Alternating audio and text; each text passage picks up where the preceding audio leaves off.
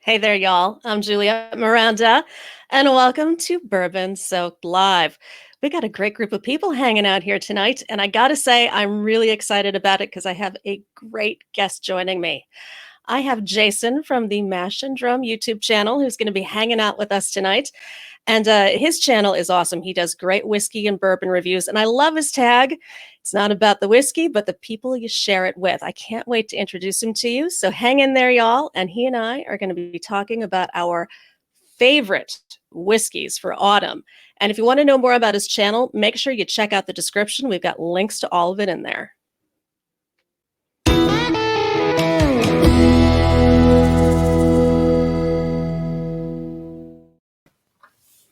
All right, y'all. Hey, So, Jason, it's great to see you. I'm on. How you guys doing? Thank you, Juliette, for having me on. This is awesome.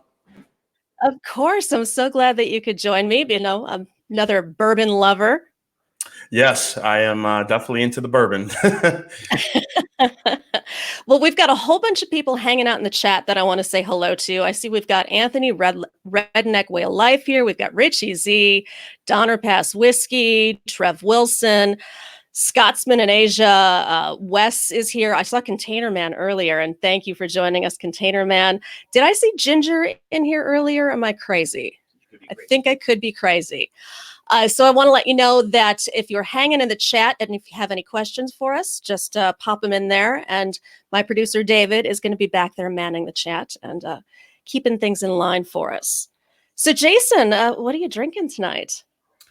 I am actually starting the night out with, I was in Kentucky recently, and Lux Row Distillers, who makes Rebel Yell, they make the Blood Oath series. They released their the special release Lux Row Distillers bourbon. This is a 12-year-old double barrel bourbon, and it's actually really, really good. I've been sipping on it in preparation for a review. As you can see, sipping on it a little too much before the review, but it's really good. And the best part about this bottle is the top. That is like solid copper. It could kill a man. It's really good. Oh, nice. That's a good looking bottle. I love what Lux Row does. I got to say, Blood Oath is really, that's cool stuff that they're doing. Yeah. I love the series. I love the different things that they're doing. The master distiller, I think it was John Rempe, Scott Rempe. Yeah, and isn't he he's a food scientist originally, isn't he? I think that's fascinating. Yeah, his background is amazing and how he got into bourbon, and kind of he incorporates his knowledge of food into, stuff that he mingles together. And it's, he does a great job. So yeah, I mean, really, if you want to talk about flavors and knowing how to put things together, you should definitely talk to a chef or a food scientist. Exactly. Well, so what do you say? Glasses up. Cheers. Glasses up. Cheers. Thanks for having me on, guys. Thanks for everyone watching. Oh, yeah. Yeah. What are you drinking? So I am drinking IW Harper 15 year, and it's really good. One of the best bottles in the business right there. Yeah, it's a beautiful bottle, I gotta say. Like I go in for shiny, happy things, and just like the texturing on it and everything, it's delightful. And it's actually, I was surprised, it's a little funky in a way. It's a little bit, like you get a really sharp cheddar cheese. It kind of reminds me of that in a weird sort of way, but I don't mean it in an off-putting way. It's just it's cool. No, that's interesting. I could see that with IW Harper. The regular IW Harper, it smells like Fruity Pebbles to me, like cereal. Yeah. The 15-year-old, I know this one another turn. It does, yeah. It's deeper. I mean, it's still got a little bit of that like Fruity Pebble thing to it, but it's definitely like richer and a little funkier. I'm loving it. Yeah, this is this Lux Row Distiller, this special bourbon they released. This is about as caramel and vanilla extract and oak and cherry as it gets. It's a beautiful bourbon. That sounds classic. I love it. Yeah, it's beautiful. So tonight, I mean, seeing as how we're in the midst of autumn and Halloween season, I wanted to talk about our favorite whiskeys for autumn, because I don't know if you're like me, but I feel like every season sort of has its own flavor. And autumn definitely, I think, has its own sort of atmosphere that lends itself to a really good whiskey. Yeah, I would agree with you. I feel like the more bourbons and whiskeys you start drinking, the more seasonal they become. They're when you kind of pose the question to me, like, hey, what would your favorite fall whiskeys be? I really had to think about it because there's so many different ones that I do enjoy sipping on, and then it kind of clicked in my head, like, yes, there are bourbons and whiskeys that I will go to depending on what season it is, and now that it is fall, it is getting cooler, especially here in Ohio. Yeah, I'm definitely have taken out some different things, so I definitely compiled my list. Awesome. All right. Well, y'all, we're going to be talking about our top 5 whiskeys for autumn right now. And if you have any of your own, share them in the chat for sure. So, did you put yours in any specific order, Jason, or are you just kind of rolling with the with what you Not like? not in any specific order. I just kind of gave I gave Dave my 5. They're not in any top order. These are just the ones I've been tending to gravitate to in these early months of this early month of fall already. So Now, before we get into the list, are there any similarities between any of them? Because I noticed that in mine there definitely are. probably proof. I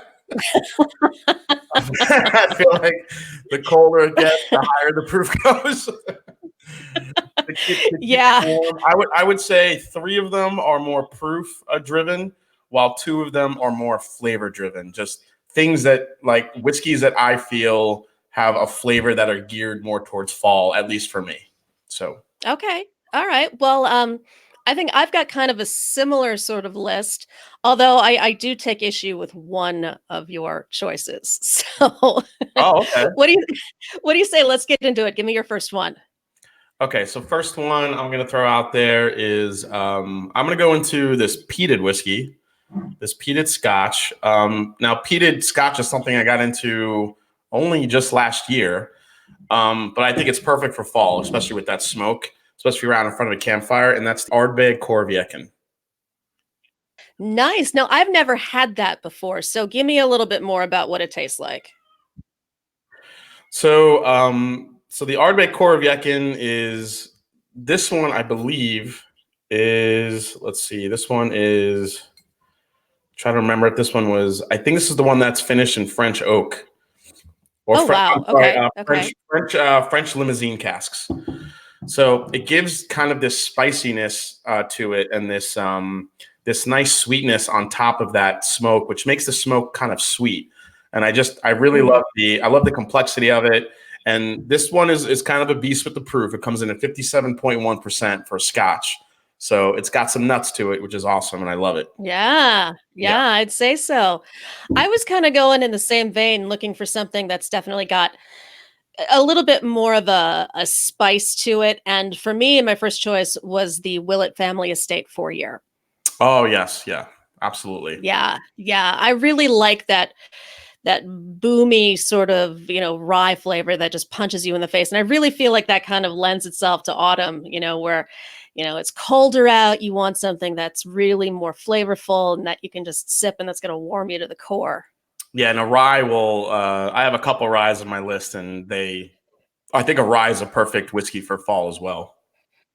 Yeah, definitely. So I noticed in the comments we've got a sherry scotch from Donner Pass Whiskey, who loves that, which is Mhm. off absolutely a great drink for autumn. Now, what's your next choice? I'm gonna go into the. Let's see. I'm gonna go into this one here. This is the kind of getting my scotches out of the way because I don't gravitate towards these as mostly as I do the bourbons and the ryes. But my 2 scotches I have on the list here are that and the Compass Box Spice Tree. Uh, Interesting. Yeah, see, like you, I'm not as into the scotches, so I'm really interested to hear about this one because I'm always looking for one to try that's going to kind of work me into it a little bit more. Yeah, the spice tree is one of those ones that is blended to give you some really. So Compass Box is not they're not distilling anything. Compass Box, John Glazer, he's a master of whiskey blending, and what he does is he sources different casks from all over Scotland, and he blends them together, and he tries different staves to try to add flavors to it. And this one just has a beautiful, rounded, rich, spicy character to it. It's almost Like Nice. it has some cinnamon, some nutmeg to it. It's got some fruit. It's a perfect Scotch for fall. It really is. And Wow. I've gotten many people into Scotch through this bottle, actually. Yeah, it sounds like something I would absolutely love. I mean, I like the fact that it's got a little bit more than just that sort of like smoky flavor or something with a little bit more peat. I like that it's kind of more well-rounded like that. Yeah, if you're really feeling fancy, you can actually get this one, which is the Compass Box Spice Tree Extravaganza, Ooh. which is just Extravaganza. yeah, which is just this one is all these are this is non-chill filtered, no color added. This one is just has some older whiskey in it. It's more intense in flavor and it's delicious. Wow. Wow, that sounds awesome. How much does it retail for? Do you know offhand? The Compass Box Spice Tree, the regular offering, you could get for about 50 to $60. The Compass Box Perfect. Spice Tree Extravaganza. I'm not sure if this is available anymore, but when it was about 130, 140. Okay. Yep. That's pretty standard. So my next choice is Uncle Nearest 1856, which is a Tennessee whiskey. And it's a new one that I've only just recently started drinking, and I love, love, love it. Um, Normally, I'm not a huge Tennessee whiskey fan, but somehow they just get the perfect balance of that, that maple charcoal filter. And it's got a little bit of smokiness to it without being overwhelming. It's just outstanding for me. So how many different bottles? I'm just curious. How many different bottles of the Uncle Nearest have you had? Because I've had some Uncle Nearest bottles of the 1856 that have Mhm. been really good, and then some that have been not so good. So I've have had you tried different bottles? Yeah, I've had 2 and both were consistently good, and then Okay. I also had the Uncle Nearest was outstanding, So and that then one they I had. also have Yeah, that one was delicious. yeah, I was lucky enough to get a single barrel, and it was really good. yeah, it was fantastic. In fact, they've got another bottle of it at our local liquor store that I've been eyeballing, and I think I'm gonna have to go down there and snag it because it's definitely worth it. Do you ever get that way? Do you know that your local store has something and you don't need it, but you got to go out there and grab it Yeah, anyway? you can't wait here in Ohio. So Ohio's state controlled, and when they get new stuff in, you can't wait on anything. When it comes in, if you see it, if you even think about wanting it, you got to get it at that moment.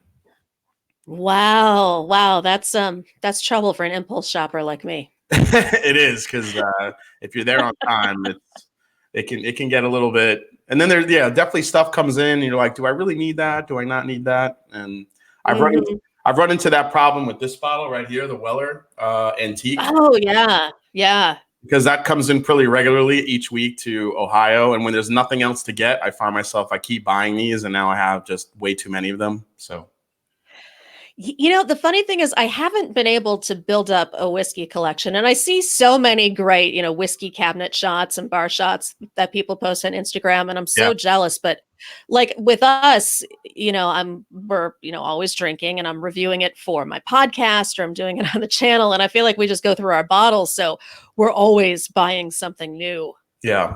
You have some great reviews, by the way. I was actually watching some of them today. Actually, speaking of Blood Oath, I watched your Blood Oath review today. I thought it was great.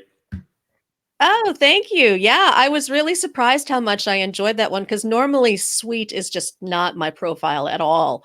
But that came out really well. Yeah, but again, yeah, it's just one of those things. They did the rum right. You were able to Yes. still taste the bourbon without it being overpowered by the sugary sweetness of the rum. So Yeah, that's my problem with a lot of these bourbons that are being extra finished in whatever it is, a port cask, a rum cask. I feel like they're using it as a cover for a subpar bourbon, and I'm getting a little tired of it. I hear you. I am. I am. So, what is your next choice for your favorite whiskey for autumn?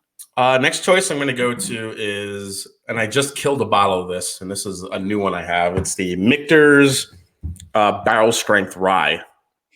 Yes, absolutely. This is my favorite rye on the planet. I absolutely love it. It's a close with Pikesville Rye being a close second behind it, and also the Michter's Toasted is amazing. But I try not to sip that one too often because it's harder to get. But this one is my go-to. I absolutely love it. It's sweet.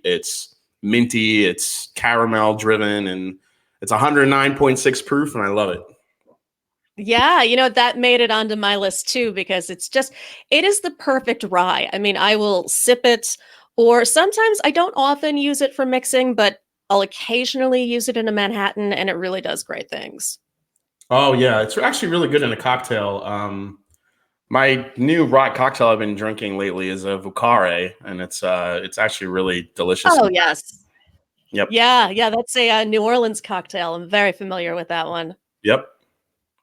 Yeah, although I gotta say, I actually like the Sazerac a little bit better.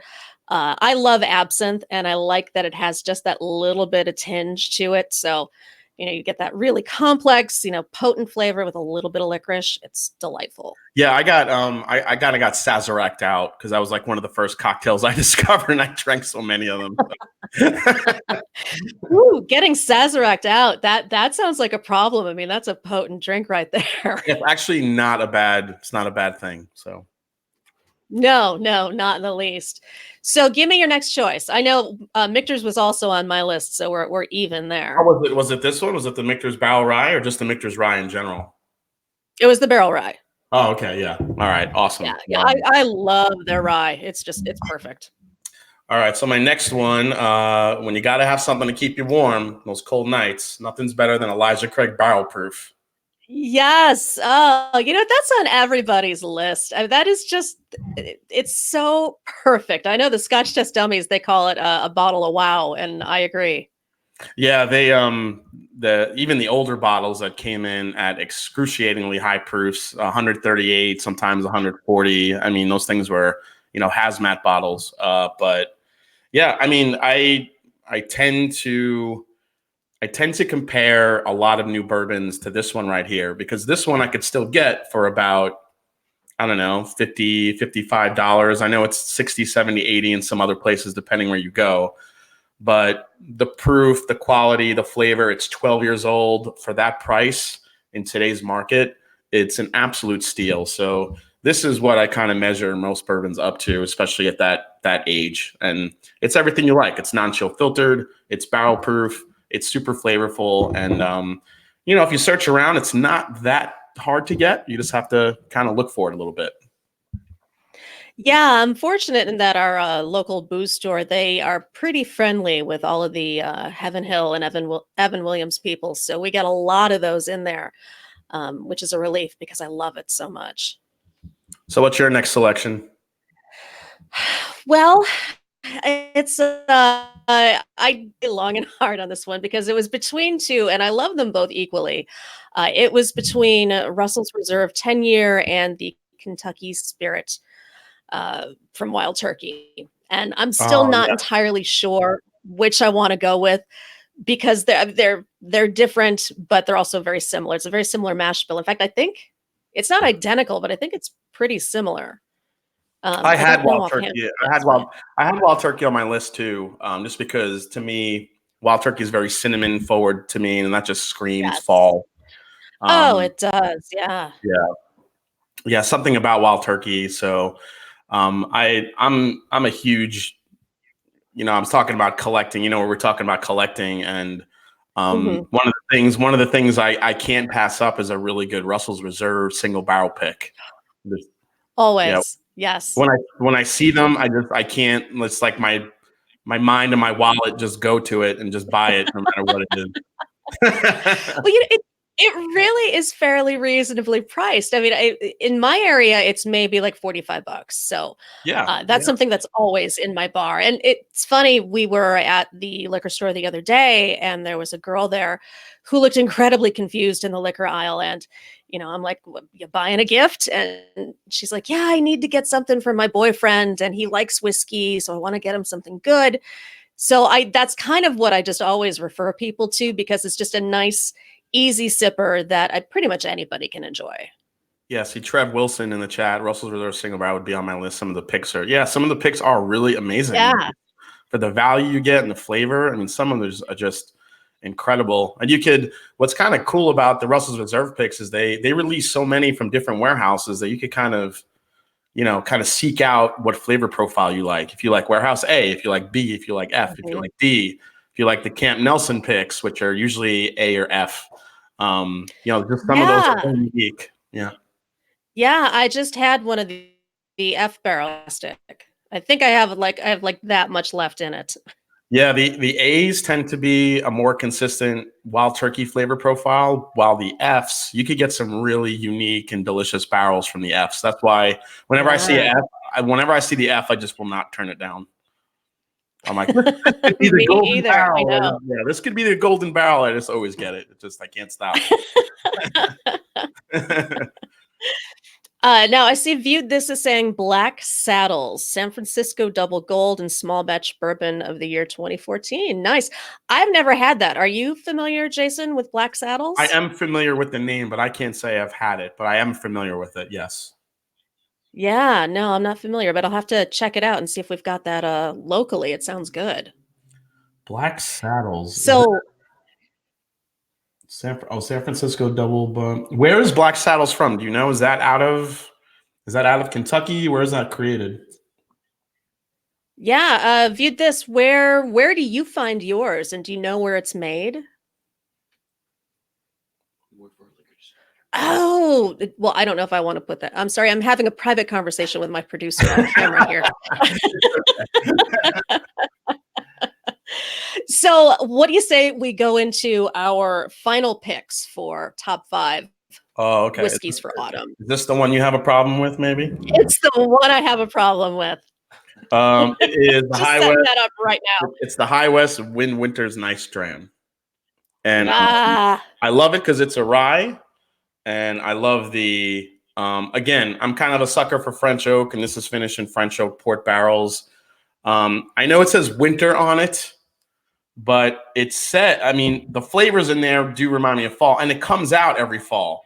So when I get it, I just sip this thing. Like this will be gone by the end of fall into Christmas, and then hopefully I'll get a replacement bottle for next year. So I just always kind of go to this one, and I love these. So and I actually, and I have to say, I haven't actually had that specific one, but I've had several releases from High West, and I haven't really liked any of them. I'm I had. I'm sorry. Go ahead. Oh no, it's. Oh, I was going to say I had their campfire release. I hated it. Yeah, not a fan of the I had their campfire. the Borai, also not a fan of that. Yep. And then there was one other one. I can't think of the name of it, but I'm a little skeptical of everything that they put out. I feel like especially the campfire had a very sort of fake taste to it. It felt like it was enhanced somehow. And the Borai just didn't sit well with me. It wasn't as balanced as I like. So Yeah. Well, I'm willing. The Bourye is interesting. It is a blend of a bourbon and a rye, so it kind of And a rye. yeah, Yeah. it kind of borders. Well, okay, what do you want to be in my glass? Are you a rye or a bourbon? And I think Mhm. yeah, so why not just make a high rye bourbon? But Exactly. I think where High West excels is their rye. So their double rye, their rendezvous rye are my favorites that they make. And I'm not a fan of the Yippee Ki with the sweet vermouth, and it's just way too sweet.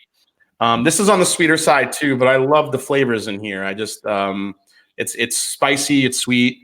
It still has that nice rye kick, and I understand because a lot of people aren't big fans of High West. And this is the first year. This is Act 6. This is the first year that they put their own stuff that they distilled into this bottle. Okay. Before that, it was all sourced from MG. Yeah. So And I mean, that doesn't necessarily turn me off. I just don't. yeah, I don't and like what they've done with it. honestly, I like the older bottles than the newer ones. I think the Okay. MGP ones were a little bit more flavorful. Not to say that High West won't get there, Mhm. but yeah, I just think flavor wise, this is one of my favorites. And again, I'll probably throw a Russell's Reserve single barrel pick in there for a consolation as my 1B. Backup, yeah. Yeah. Well, my final pick is the New Riff bourbon. It's got a higher rye in the mash bill, so it's got that balanced, spicy flavor, but it also really has a butterscotch pull to it, I think. So it just, for me, it screams autumn because you get that spice, you get a little bit of sweetness. It tastes like Halloween, really. Was that so? Is that the regular New Riff That's the bourbon, regular or not the single barrels? No, no, just the regular line New Riff bourbon. It's just got a higher rye to it. So it's got a little bit more flavor to it than their straight single barrel. Yeah, I can see that. The single barrels are really different, which is what's kind They of are. amazing. Yeah, I mean, I've had one that tastes like pure candy apple, and I've had one that tastes like pure like chocolate and cherry. So they really vary, which I think is kind of the beauty of what New Riff does. Yeah, they're interesting. I know we've got a whole bunch of bottles from them at the store, so I'm excited to kind of go through and see what I find.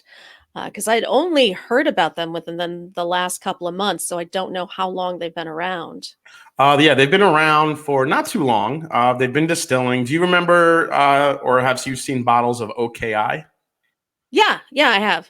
Okay, so they were formerly OKI in some way, and I forgot how the transition happened. I should know this because I'm kind of a history geek when it comes to bourbon, but it's escaping me right now.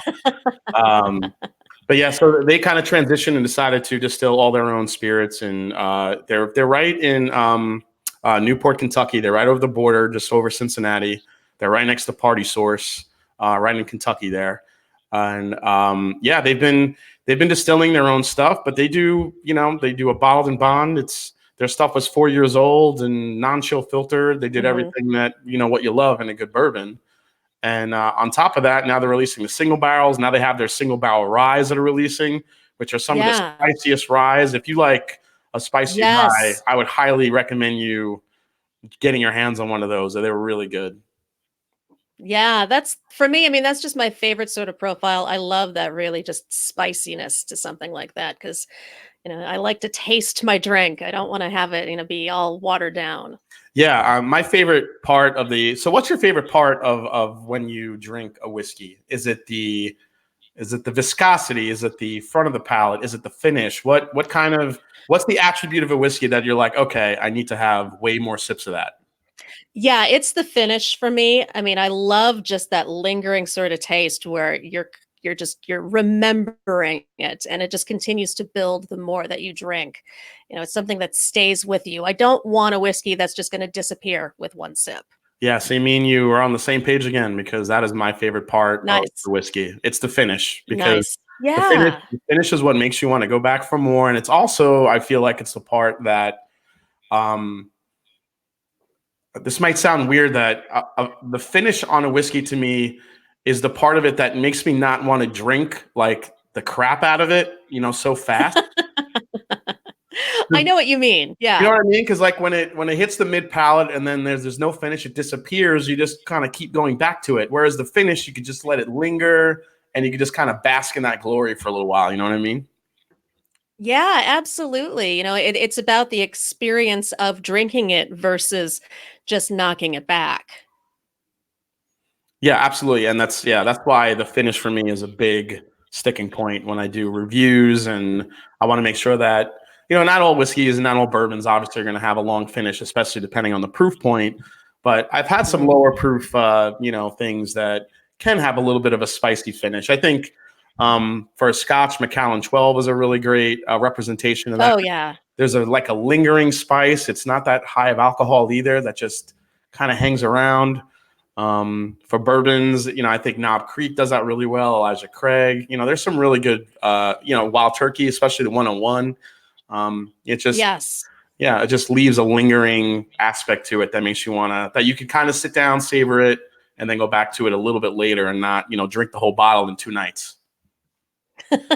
I'm not saying I've Now ever I done want that. I'm not saying I'm denying I've ever done to that. no, we've all been there. So I want to pause for a moment and I want to call out a couple people in the chat and remind you all that you are watching Bourbon-Soaked Live. And we have a hashtag. It is hashtag Bourbon-Soaked Live. And what we do every week, take a photo of yourself watching the show, post it to Twitter, use the hashtag, and we show it on the show the following week. So if my producer is ready to roll, I got a couple of people that I want to recognize from last week. As always, we have Ginger and Will who are, oh, wait, I'm getting a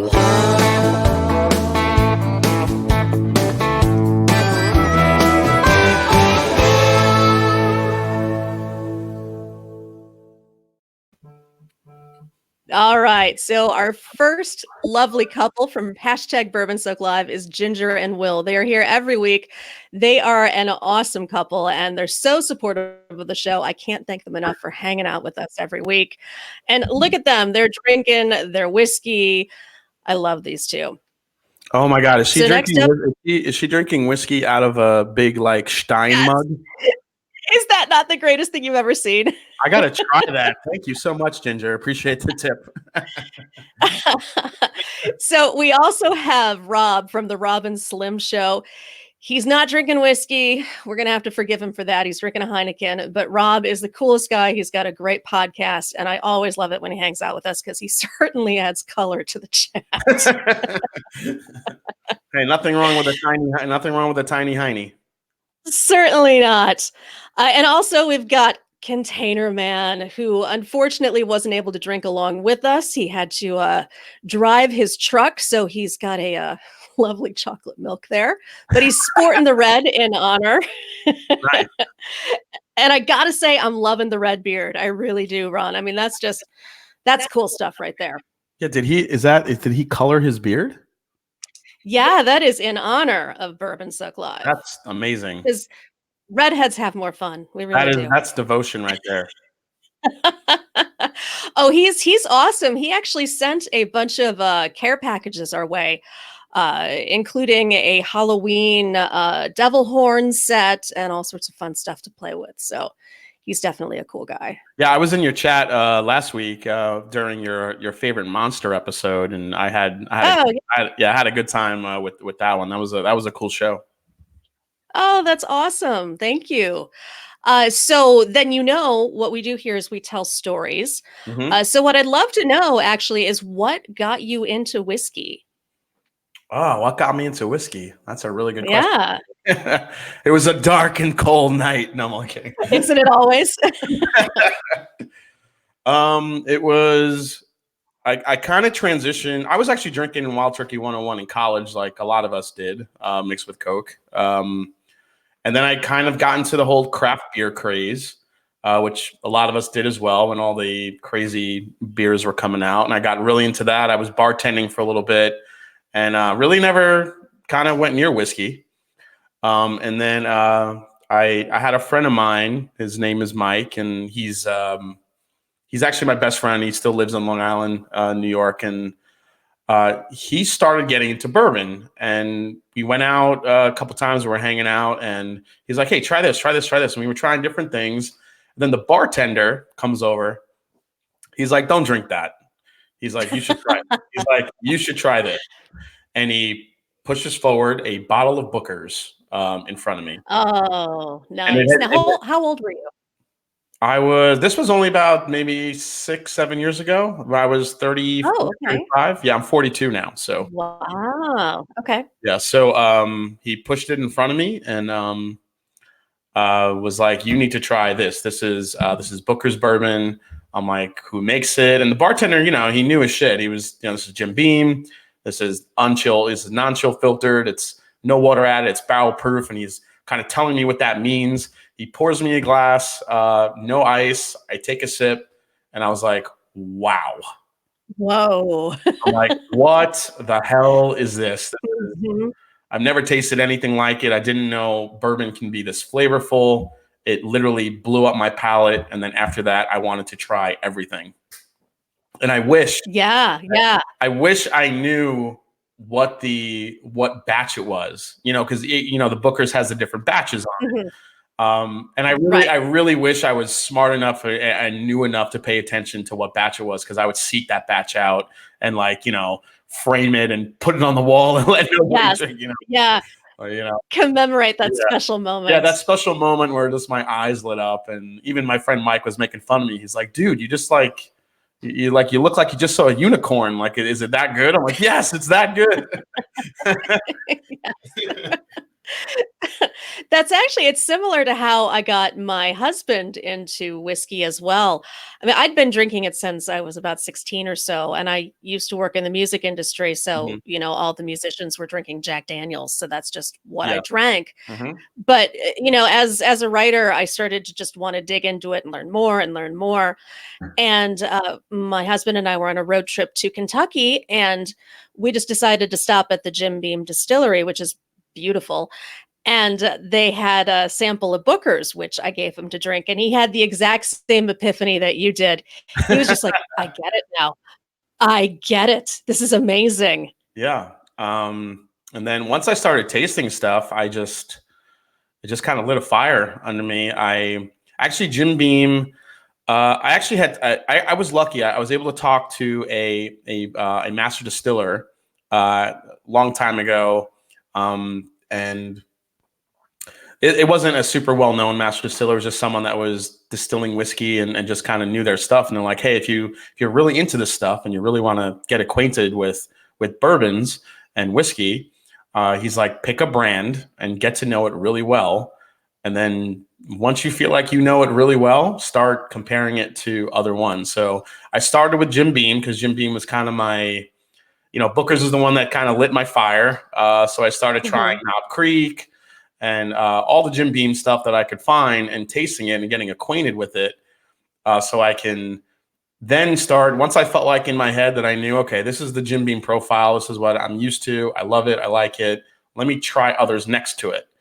And then that's when I realized how sensitive my palate was and how I could break down flavors and reminded me of different foods um, and yeah, that's pretty much how it was. And then I just started tasting as much as I could. And Scotch didn't really start for me until last year, about so. But I'm still a bourbon man at heart. Well, and I think that's what I love about your channel so much is that it was actually one of the first YouTube channels that I started watching when I thought I might want to start doing some bourbon reviews of my own. And I really just like your familiarity with what you're tasting, and I like the way that you describe it because it feels really relatable. Mhm. You're not overblowing it. It genuinely feels like you know what you're talking about and you understand the flavors, and you're so good at it. And I really admire that. No, I really appreciate that. It was I actually give all the kudos to my grandmother for that because I grew up, Really? I grew up in her house in an Italian household, and there was food everywhere 24 hours a day, and you could just turn around and you just bump into food. It was just always around. So, and just a lot of the stuff that I taste in bourbons and whiskeys, it just kind of calls back to that. Obviously, there are some straightforward flavors that you get within certain things, but I felt like my job as a reviewer is to not just tell you, okay, this is vanilla caramels and whatever. I'm not going to tell you this is, a special. This is a special ripe red apple only found in the Amazon forest, and it's like, wait, no, Right. Yeah. yeah, Yeah. you have to kind of, like you said, you have to make it relatable. So I equate everything to food and desserts and experiences, and I want to take you through what I'm tasting. So from the first sip to the fourth sip, is it still staying consistent? Is the flavor still there that you get on because the first sip always is going to light your palate up no matter what. But is it, Oh yeah. Yeah. yeah, but is the fourth and fifth sip as flavorful and as impactful as the first and second were?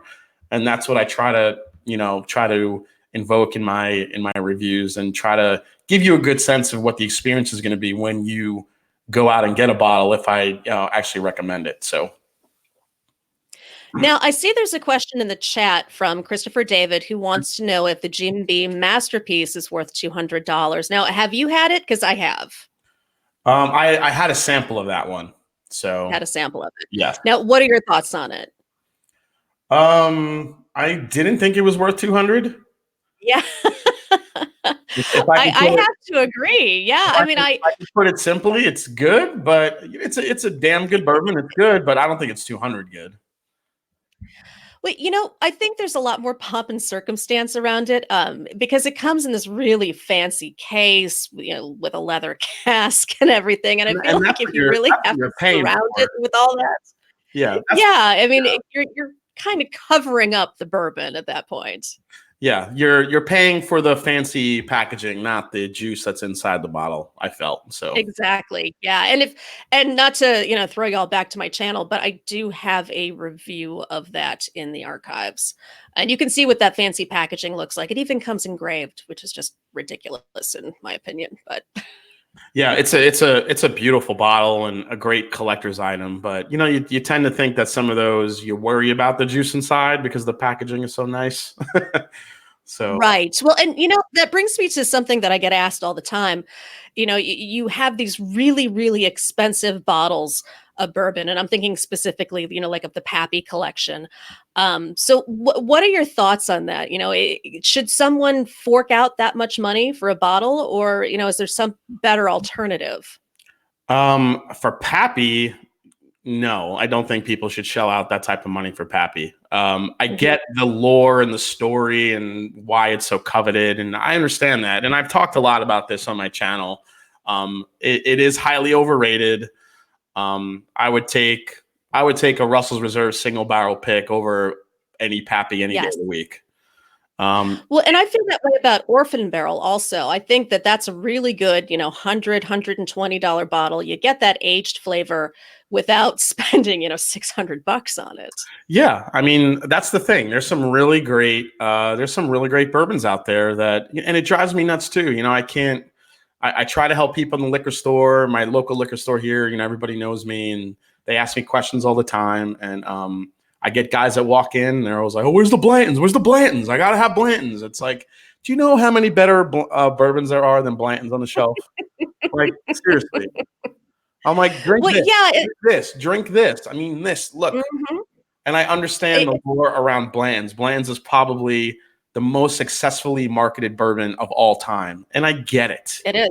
But I just, there's just better bourbon out there. And I understand the collectability of it with the horses. It's a brilliant, brilliant marketing campaign that Buffalo Trace has done. They're very good at it.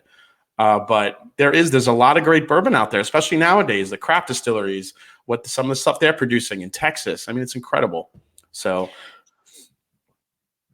So I got from Nick, who wants to know if you got to try that bomb burgers yet. no, I'm actually still waiting for that one. That one, my buddy Mike, who I alluded to earlier, he picked it up for me and he's sending it to me, so I'm waiting for it. That's another product from Michter's. I'm a huge Michter's fan, so. Yes. Now, I see Richie Z is telling me not to get you started on Orphan Barrel. Why is that? Please. Come on, lay it on me, because I'll hear you out. I don't know. I just feel like for what you get, the price. Some of them are actually really good. It really depends on the years. I think specific bottles that you get it's really just a personal journey for me. I actually it's right here. Sure. I bought this bottle when it Which came one is out that? last year. This is the Rhetoric 25. Oh, the 25 isn't good. So this, yeah. So thank you. So okay, you agree with me. See? No, no, I love the rhetoric concept, and I loved 24, which was fantastic. 25 wasn't quite, it was just too much, I I think. did. I did like 23. I'm sorry. I did like 24 and 23 over 25. This was Mhm. the last bottle, so I wanted to grab it. Again, there's just better stuff out there. I could kind of appreciate the story behind it. It's still kind of, I don't know. I guess I'm a little bit of a skeptic when it comes to, we just found these bottles that were lost. It's like, okay, Okay, yeah, yeah, you're yeah. When you lost. talk about marketing, Yeah. But I gotta say, I think my favorite Orphan Barrel series is probably still the Barter House, and also the oh, absolutely. was it Entrapment? I think was the other one I really liked. There's Oh, one, you liked Entrapment? Ooh. maybe not. What's the one that's 15 What's the one that's 15 years old? Well, for me, that would be the Forged Oak. That's It got, is that the one? Because it got terrible reviews because it really is an oak bomb, but I like that flavor. Yeah, I'm not sure. Maybe it was. There's a 15-year-old Orphan Barrel that I actually really like too, and I'm not sure if it was the Forged Oak or something else. But Could yeah, have been that, and I just think they're very high priced. And again, there's just better bourbons out there. There's just better things to spend your money on. And I'm kind of a hypocrite because I have these bottles sitting around me, and I buy them myself. But I want to do it to review, and I feel like I get excited. It's going to be good. But unfortunately, some of them just kind of, missed the mark for me. Orphan Barrel, that 25, I thought had a really nice flavor to it, but we spoke about it earlier. Absolutely no finish after about 3 sips in. Done, gone. Mhm. Where's Yeah. where's all the flavor? It just muted, it died, and I'm like, where's my Old Forester 1920? I'm done with this. Oh my gosh, thank you. I love the 1920. That's probably my favorite. Although, did you have the Kingsman release? Oh, the Statesman? Yeah, I'm sorry, the Statesman. Yeah, Yes. yeah. I had that one. I know a couple people that detest that bottle. Is that right? What was it? Do you know what it was they didn't like about it? I It, mean, aside from the marketing. it was a little bit young. It was a little young. I think they got it Okay, out there, in time for the movie. I think it could have. It just was a different flavor profile, I think, than a typical Old Forester, and I don't think a lot of people like that. So very true. yeah. Well, and it's so interesting how everybody responds to different flavors differently, and I tell that to a lot of people when they ask me, should I drink this? Should I drink this? And it's really about what kind of flavors you like, because like anything, whether it's a chili, a gumbo, some people like it really spicy, some people like it really, mellow. And I think whiskey works the same way. Yeah, absolutely. I mean, that's why, I can tell you if I recommend a bottle based on my review, but everyone, its taste is very subjective. All I can, like I said, all I can invoke to you is my experience with it and what I feel like you're going to taste. And if that's something that sounds appealing to you, then go for it. So, Now, let me ask you this. What's your opinion on some of the craft distilleries that are kind of experimenting with the mash bill a little bit and using things like quinoa or millet? I love it. I think the more experimentation and the more grains that are used, I think is great. It's great for the industry. I think it Interesting. pushes it forward. There are some grains I don't like. Actually, an interesting one, and I know Carl Ivy was in the chat earlier when we were in Austin. He brought the brand new bottle of Colonel Taylor Amaranth of the Gods, the Amaranth bottle, the Hmm. new one. Hmm. And that one is used with an ancient grain called amaranth, which is it was used way back in ancient times, apparently. And Colonel Taylor and Buffalo Trace decided to replace the rye in their bourbon with this specific grain. And it just gave it a very unique flavor. I wasn't a fan of it on the palate, but the nose was incredible. Hmm. Just stuff like that and just experimenting, I think really, just pushes the industry forward because I'm not a fan of the ultra aging, of the rapid aging. That I don't agree with. No, I agree. I think you got to let Mother Nature do its thing with bourbon and Yes. whiskey. Put it in the barrel, let time do its thing, let weather, let Mother Nature, Mhm. let the tilt of the earth, the circulation of the let it all work together to make some good juice, but do not rapid age it. There's no reason. If you're wrapping and aging it for a reason, then that means you're just trying to push product out, which is detrimental to not only the product, but our taste buds. Now, let me ask you about this. I know this is the very first review you did on your channel, but it was for Jefferson's Ocean, which is Hmm. aged at sea. Yeah. What do you think about that kind of aging? I'm actually not a fan of the Jefferson stuff. Just me personally, No. I do like some of their cast strengths that they released. Some of their Jefferson's Oceans cast strength voyages have been really good, but they're kind of hit and miss for me. Those are kind of a try before I Mhm. buy situation. Yes. Um, Yeah. But I do know, just from seeing distillers and interviews that that is a thing they do. And while I could appreciate the sloshing around the barrel and getting more in and out, Hmm. I think it's a little gimmicky to me.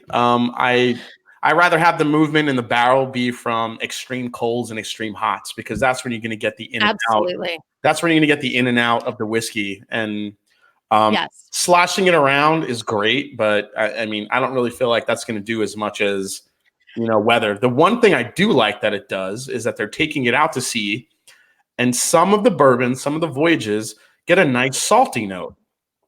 So I was talking to Clay Ryson about that. He's yeah, a whiskey writer, and he was saying that, he wasn't sure if it was just a trick of suggestion or if it really did pull out that kind of salt air flavor.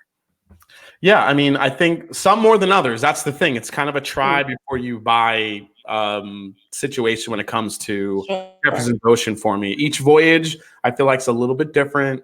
Um, Some of them have a little bit of a saltiness to it, which kind of invokes that salted caramel note that I may think makes it some Right. of them really good. And some of them just fall flat. More often than not, they're a little bit flat, but every now and then Yeah. you get that nice salty one, and I think those are the ones to get. But I think, like I said, try them before you buy them because you just never know. So, speaking of crazy ways of aging bourbon, what are your thoughts on blackened? Oh, using the noise to Yeah, rumble was the it a barrels, sonic noise? Yeah. sonic boom. Yes, that personally, I mean, I had it. I was not a fan of it. I'm a little skeptical of the whole thing, but Well, yeah, it was really wily. one thing I didn't mind about it is because the barrels are actually still sitting in the rick house. So you're still going to get the ins and outs, I think, of the cold and the hot. If you want to blast some Metallica through the warehouse, go for it. It's I don't think it's going to really do too much to it, but I think it's kind of a cool way to not only to market it, but also to kind of put your Metallica thumbprint on Blackened. It's Sure. I don't think it's really going to enhance it in any sort of way, but at the same time, I'm glad they're not rapid aging it. So. Now I know you're a drummer also. Are you a Metallica fan? Yeah, but not in so much in the drummer space. I like Lars, but he's not really a great drummer, I think, in my opinion. Mhm. He's a good drummer, not a great drummer. Guys like Keith Moon, Neil Peart, Ringo Starr, kind of Buddy Rich, those are kind of my heroes, from drumming growing up. I So, see. yeah. Did you ever? I mean, I know you call your channel Mash and Drums. So did you ever have any intention of bringing that into your channel at all? The drumming part of it? Yeah. I have actually had a couple live streams where I've drank. Have you really? Yeah, I don't know if you know the Whiskey Dick Bill, Whiskey Mhm. Dictionary. We did a live stream and we were on for like 3 hours and we were all drinking a little too much. And they're like, play drums, Jason. And I Wow. brought the camera into the room and I started playing drums. I do a little cymbal crash during my live streams in case I get a super chat. So I do, and you've seen my videos. I always do a little drum roll in the beginning. So I do kind of bring it in somewhat. Mhm. So it's, Yeah. yeah, I want it to be an accent to the channel, but it's really all about the whiskey. Speaking of the whiskey dick, he has just joined us in the chat. So hello, Hey, sir. yeah, Thanks for there he is. being here There he is. tonight. Yeah, thanks for coming in, Bill. Perfect timing. Yeah, Yeah, he must have had that sixth sense that we were talking yeah, about. his ears were ringing or something. Yeah, exactly. I know my guy, my producer is a musician, and every so often when he's, hanging out on a live stream and he's had a couple of cocktails in him, they'll be like, "Come on, break out your bass." And he's like, "Oh, all right." And then, all sorts of crazy jams start at like 2 o'clock in the morning. Well, you told a story on how your husband got into it, but how did you get into whiskey? What was the one that did it for you? It actually wasn't exactly the drink, it was more the experience for me. I was 16 and my dad had a side, I guess, project as a drag strip racer. So I had followed him down to the drag strip and we were down in the pit. And I was a total rock chick, just groupie extraordinaire, and I was writing about musicians and all this, and I kind of ventured off on my own, and I Mhm. found these two long-haired guys, playing Motley Crue in the pit, and I'm like, oh well, I'll make friends with them, and they're hanging out back there, and they see this, available chick walking in and they're like, "Hey girl, want something to drink?" And they gave me Jack Daniels. It was the first time I'd ever had it. Mhm. And it was everything, it was the really just like hot punch of alcohol. Because it didn't taste like beer, which I'd had and I didn't like. I'd had champagne with my parents and wine and everything, and those were fine, but they just didn't have that, flavor that I wanted. So I've got these two hot guys handing me, a shot glass of Jack Daniels, and it was perfect. And I knew that I loved it and I wanted more. And of course, my dad, when he found out that these two guys gave me booze, they had stepped away from their car, and I forget what part he took out, but when they'd stepped away from it, he snapped something out of it. It was a single piece, and he's like, "Well, they're not gonna go far now." And he gives me this piece and he goes, "I'm not gonna tell your mother about what you did, but you're gonna carry this around with you for the entire summer so that you remember that you will never take a drink from a guy like that again." And it was it was such a cool like lesson, but still dangerous and exciting. And the more I worked in the music industry, the more I just started Was it enjoying the was actual was it drink. was it the guys from Motley Crue? I'll never tell. Uh, well, if it was Tommy Lee um, or it was Tommy Lee or Vince Neil, I'd be jealous. I've actually interviewed both of them. Oh, really? Oh, that's awesome. Yeah, yeah. I got stuck on a tour bus with Tommy Lee in Southern Illinois. It was when he was doing a solo thing. And I was interviewing him on the bus, and we got the door jammed shut. And, he couldn't get it open. So he grabs this baseball bat and starts pounding on the door with a bat. It was the most insane thing I'd ever seen, but just so Tommy Lee. It was cool. Yeah, Tommy Lee was like the drummer in high school I wanted to be. You know, that's just like the way he played drums, the way his kit was set up, like everything. Hmm. He used to go and he used to play drums upside down in a cage. I'm like, I want to do that. Yes. Yeah. Yeah. Just that wild rock and roll drummer. Yeah, exactly. And he's one of the few drummers out there that could actually um, be a spotlight over the band because he's so animated behind Yes. the guitarist and the bass because he's so animated in the way he plays, and Hmm. it was mesmerizing to me. I'm like, I want to be Tommy Lee. Well, everybody did, and who could blame them? Yeah, He but is a yeah, super super yeah. cool guy. Wesley Roten in the chat said Pert. Yeah, Neil Peart was basically my god. So, um, Well, you are definitely a musician. That's a musician's drummer. yeah. I would sit and literally break down each part of a drum lick that he would do and try to. I would be rewinding. I think I broke the button on my Walkman, rewinding it so many times, trying to listen over and over. How I'm like, how did he do that? And I would just Yes. try to do it. So I did that. I would sit and just kind of break down the drum part and try to learn every note, every moment. It was crazy. So let me ask you this kind of as our, closing out this conversation. Yeah. It's an autumn night, you're hanging out, cool night. What would you listen to and what would you pair it with? Oh, that's a good question. I know it's a hard question. I hate to put you on the spot like that. On a fall night, I would probably go with. So one of my favorite bands in the world is it's kind of a singer-songwriter band, and they kind of released in the '90s. They have a good mix. Well, do you know the band Tonic? I do. Yeah.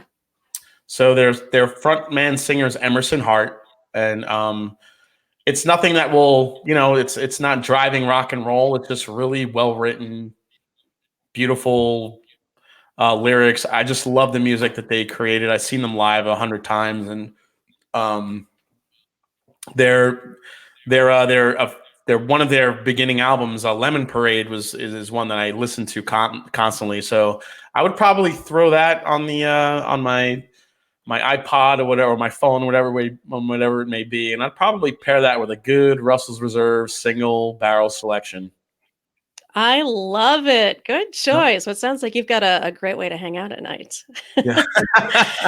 What about you? So, Jason, What are you putting on? um, I am. I think at this point in my life, I'm definitely a country gal.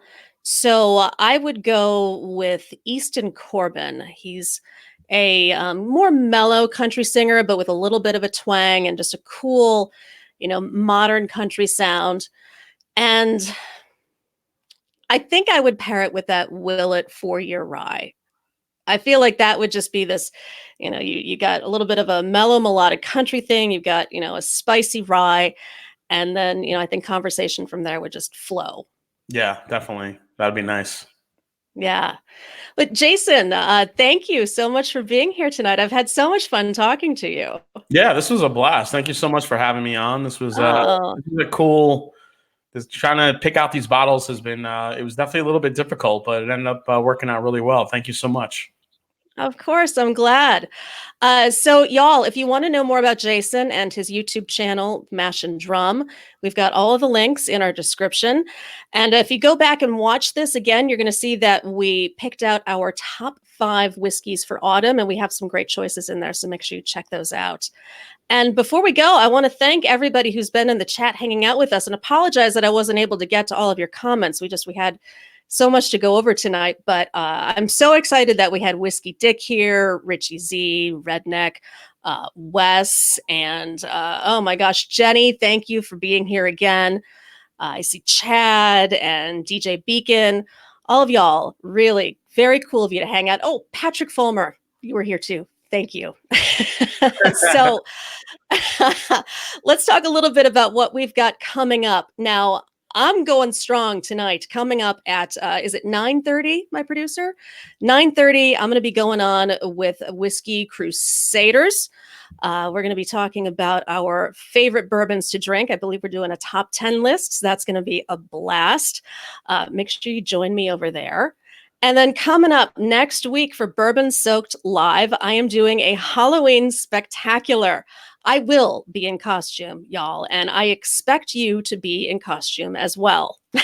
So we're going to be talking about our top 5 Halloween candies, Halloween experiences, and of course, what bourbon we drink on Halloween. So it's going to be a good time.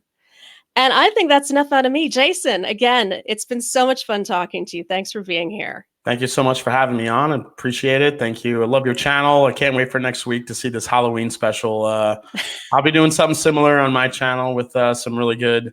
I just got the Walking Dead bourbon, so I'm going to be drinking that and seeing how that one is. Nice choice. I can't wait to hear your review of that. All right, y'all. Hope you have a great night. Cheers. Cheers.